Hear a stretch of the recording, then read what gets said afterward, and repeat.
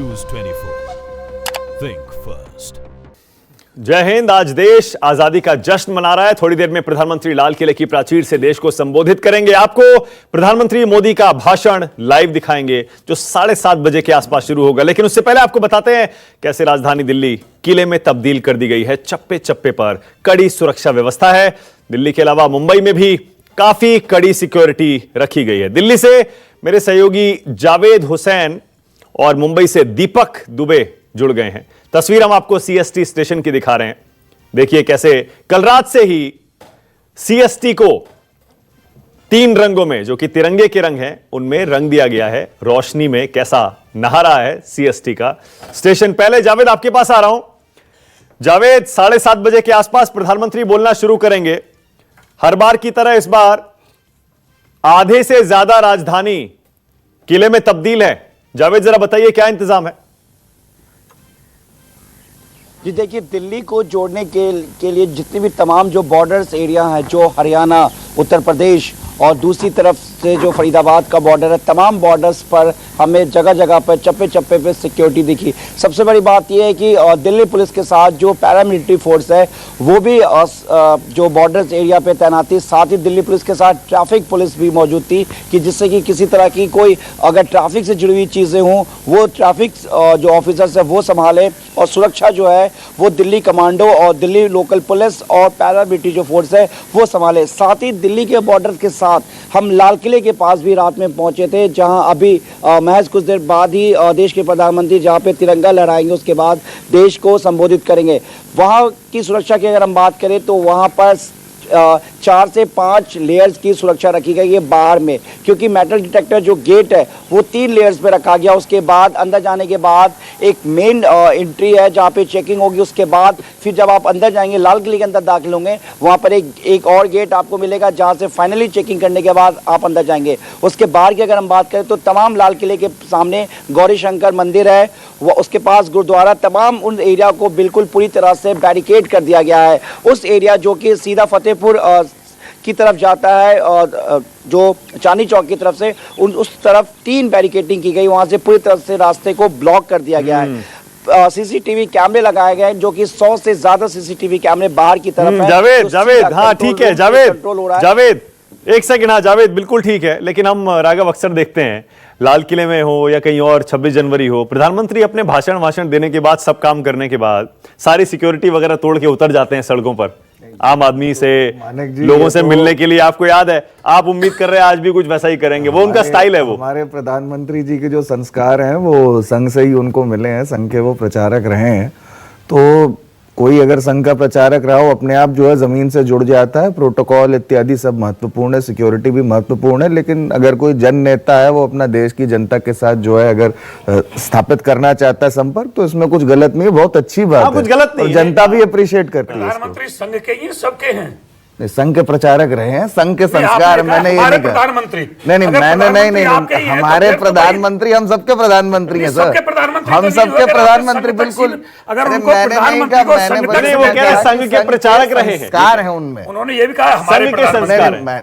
हमारे सर आप भी कह सकते हैं, हम भी कह सकते हैं सर, सबके आप भी कहिए, सबके प्रधानमंत्री। नहीं बिल्कुल, जिसने वोट दिया उसके भी, जिसने नहीं वोट दिया उसके। ये बात बिल्कुल प्रधानमंत्री, ये बहुत बढ़िया बात कह रहा है। सबके प्रधानमंत्री, जिसने उनको वोट दिया उनके भी, जिसने नहीं दिया उनके भी, और ये खुद मोदी जी ने कहा भी। लेकिन सिक्योरिटी एक बड़ा कंसर्न है, क्योंकि 2 दिन पहले ही जो है दिल्ली के एकदम हाई सिक्योरिटी रेंज में गोली चल गई, एक छात्र नेता को गोली मारने की। इसमें जो है जो हुआ है अभी, इसमें तफ्तीश के बाद जो है अभी तक सच सामने आ नहीं पाया है। उस टाइम पे कुछ आई विटनेसेस थे जो वहां पे खड़े थे, उनका कोई जो वर्जन था डिफरेंट था। देखिए वैसा, अगर रिवॉल्वर फेंक कर कोई गया है तो उमर खालिद ने अभी भी जो है ये बात नहीं निकल के आ पाई है कि अशोक जी, एक और चीज मैं कहना चाहूंगा, पिछले 1 सेकंड आप सिक्योरिटी की बात कर रहे हैं, 2008 से उस जगह पे हम भी जाते मुझे ये बताइए पिछले 4 साल में दिल्ली के अंदर या किसी भी बड़े शहर के अंदर कितने टेररिस्ट अटैक हुए हैं, आप उसका जवाब दीजिए।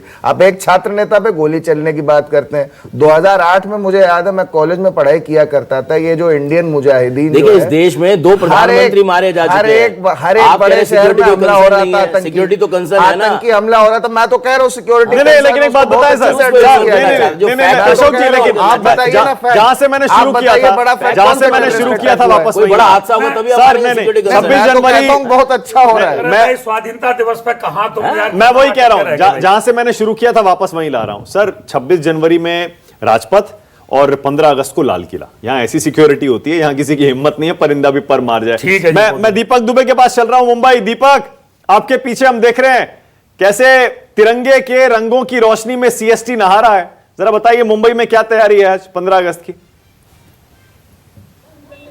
जी तैयारी पूरी हो चुकी है। इस वक्त हम खड़े हैं सीएसटी स्टेशन के ठीक सामने। हालांकि उजाला होना शुरू हो चुका है, इसलिए आपको पूरी तरीके से रंग नहीं दिखेगा, लेकिन रात से ही यहाँ पर जो पर्यटक आते हैं दूर दूर से, यहाँ पर लोगों को आकर्षण का केंद्र बना रहा है ये सीएसटी स्टेशन।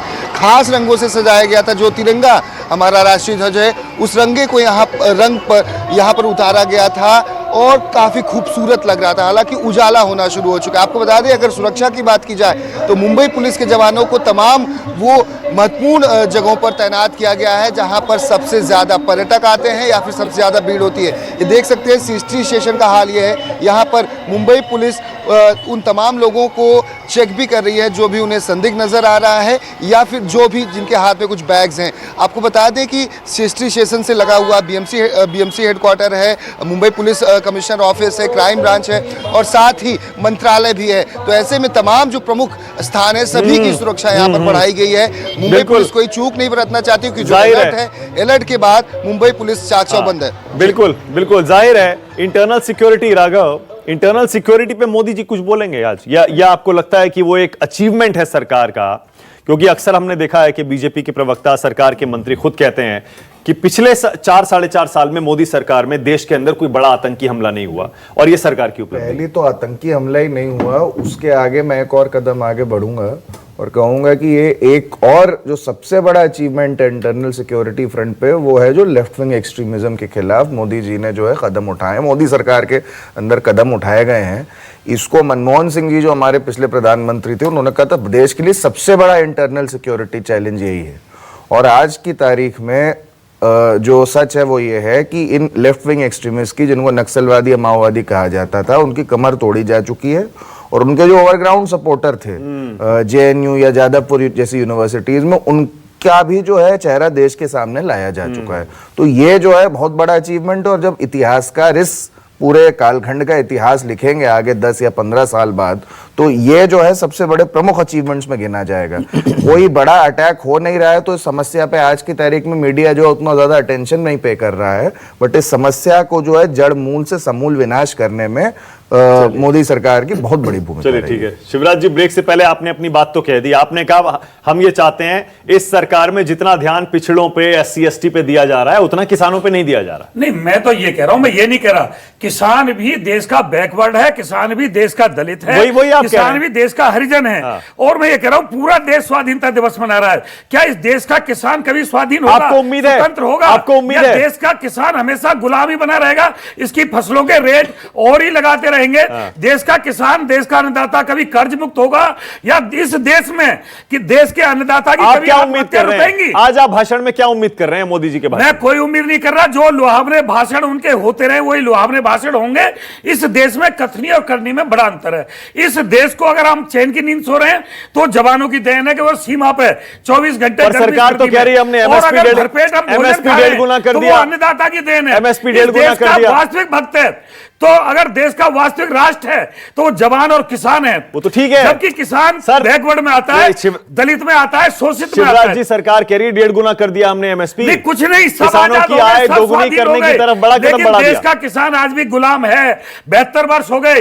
देश का किसान आज से जवाब देंगे। 50 साल पीछे है। आज भी जो 50 साल पहले सबकी हालत थी, किसानों को लेकर क्या उम्मीद करें आज? किसानों को लेकर तो मेरा यह कहना है, जैसे आपने MSP की बात करी, और ये कांग्रेस पार्टी ने बहुत प्रयत्न किया इतने 4 साल में कि किसानों को लेकर जो है कुछ दंगा भड़काया जाए, क्योंकि उनकी अब रणनीति यही, जिसको स्कॉर्च्ड अर्थ अंग्रेजी में कहते हैं, वही रह चुकी है। इस सरकार में पिछले 4 साल में जितना किसानों के लिए काम हुआ है पिछली किसी सरकार ने नहीं किया है। और हमको कहीं ना कहीं ये समझना पड़ेगा कि आज के परिप्रेक्ष्य में ये बहुत आवश्यक है कि खेती किसानी को ऐसा वायबल प्रोफेशन बनाया जाए और उसको जो है उसमें टेक्नोलॉजी और ये सारे के सारे इनपुट्स दिए जाएं, तो आज जो है देश का युवा जो है किसानी की पे बात करे। बिल्कुल, मुझे पूरा विश्वास है कि किसानों के लिए भी जो है जो कदम मोदी जी उठाने वाले हैं, जो सरकार अगले 1 साल में उठाने वाली, उसके बारे में मोदी जी अवश्य कहेंगे। 4 साल में कुछ नहीं कर पाए, अब क्या अंत समय पे क्या करेंगे? आप सब मोदी जी से आप 4 साल मुझे का एक हिसाब काम मांग बता रहे दो, हैं। किसान हित में कोई मोदी एक काम जी हुआ से हो? आप लोग 4 साल का एक हिसाब काम ये मांगते गिना हैं। दो कि किसान आप के हमें लिए ये 4 साल बताइए में ना, एक काम आप किया हमें ये है। बताइए, अगर पिछले 60 नोटबंदी का साल में- घाटा सहा तो किसान ने सहा, जीएसटी का लोन, ऊपर से कोई भी महंगाई आती है, नीचे जनता उसे, देश का किसान हर महंगाई को बर्दाश्त कर रहा है, देश का किसान बर्दाश्त कर रहा है, उनसे ना जो तो है बीमा का लाभ मिल रहा है, उनसे और कोई सुनो, मैं प्रश्न एक नहीं बात किया बता गया, देता हूं, उनको जो प्रश्न ये नहीं गन्ने किया के आपने। रेट की बात करते हैं, गन्ने के, आप मुझे ये ना तो आज तक बताइए, किसान का गन्ने का भुगतान हुआ है, पिछले और 60 10 साल दिन में- तक सुनो, किसान का गल्ला ये मील पर कौन सी सूखता नई रहा आप बात है, बता वजन रहे हैं? घटता रहा है, और पर्सनल आप कोलू मुझे पर ये जो बिका है, बताइए, तो 150 रुपया आप क्विंटल बिका इससे है, आप जबकि उत्तर- 40 रुपया क्विंटल उसकी इसके सिलाई जो ये ठीक है, बधाई आती सारी है। ठीक है। बातें हैं, इनके उत्तर जो है आप कांग्रेस की सरकार से भी नहीं तो नहीं नहीं मांगिए। कांग्रेस मैं नहीं किसी सरकार की बात नहीं कर रहा, कांग्रेस किसान की नहीं। हालत और की मैं बात दूसरी कर रहा बात हूं। कह रहा हूं, मैं तो ये कह रहा हूं कि भाषण हो जाए, उसके बाद इस बारे में ज्यादा अच्छी बात हो पाएगी, तब पता लगे कि उन्होंने 4-4.5 साल में जाहिर है जो किया है वो भी बताएंगे और आगे क्या करने वाले हैं, विजन वो भी अपना बताएंगे। देखिए, मुझे आपको लगता क्या है कि उम्मीद है? आज हम जब बैठे हैं तो प्रधानमंत्री जी का 5 साल के कार्यकाल का आखिरी भाषण है, और हम बार बार ये कह के कि पिछले किसी ने कुछ नहीं किया तो इससे अपनी नाकामी को नहीं छुपा सकते। हमें तो बताना पड़ेगा कि हमने 60 महीने मांगे थे, 60 महीने में से हम जो है ज्यादातर समय 50 हफ्ते 50 महीने पर लेकिन अशोक जी वो तो ठीक है, वो बताएंगे मैंने क्या किया, लेकिन वो तुलना भी करेंगे कि आज कांग्रेस ने 70 साल में क्या किया, 70 में से कांग्रेस के जो भी साल थे, मुझे लगता है इसी तरह बताएंगे उसे। अगर कंपैरिजन कांग्रेस पार्टी गलत रास्ते पे नहीं चलती तो भाजपा संपूर्ण बहुमत से नहीं आती। देश की जनता ने भाजपा से उम्मीद की और वो अपनी उम्मीदों पे खरी नहीं उतरी। तो फिर क्या करें? देश की तो जनता 21 ने- राज्य जीत गए, 21 राज्य जीत गए ये मैं वापस लाने की किसी की वकालत नहीं कर रहा, ना मैं किसी को ये कह रहा देश किसको चाहेगा उसको वोट करेगा। मैं किसी को वोट नहीं रहा, जिसको चाहेगा उसको लेकिन वोट जो करेगा। हमें भाजपा से उम्मीद थी उस पर वो खरी नहीं हुई।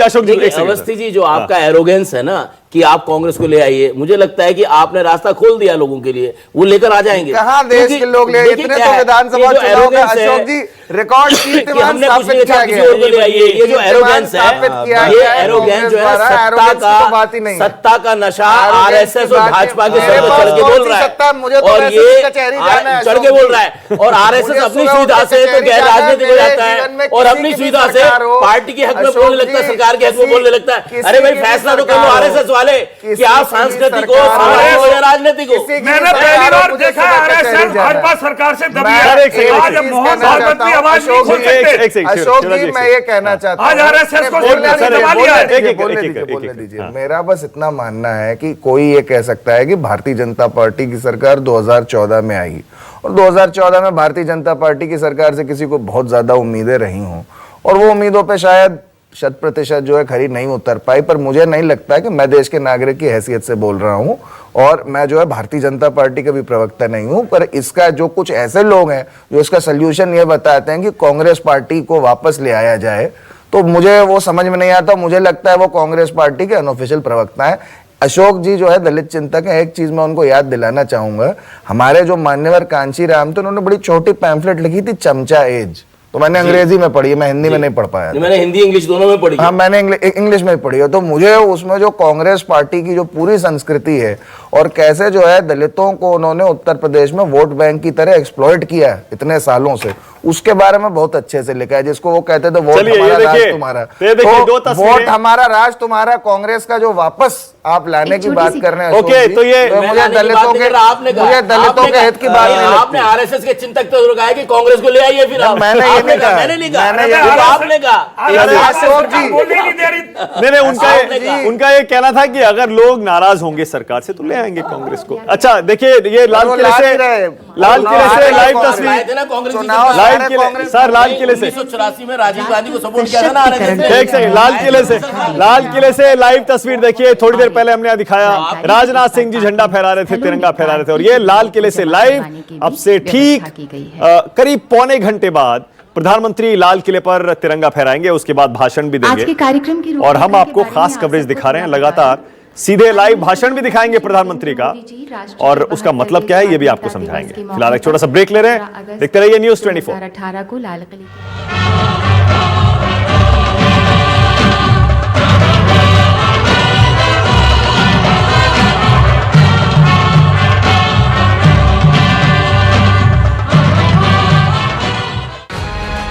साल 1948 में भारत ने पहली बार लंदन ओलंपिक खेलों में एक आजाद देश के तौर पर हिस्सा लिया। लंदन के विंबल स्टेडियम में जब तिरंगा लहराया तो देश का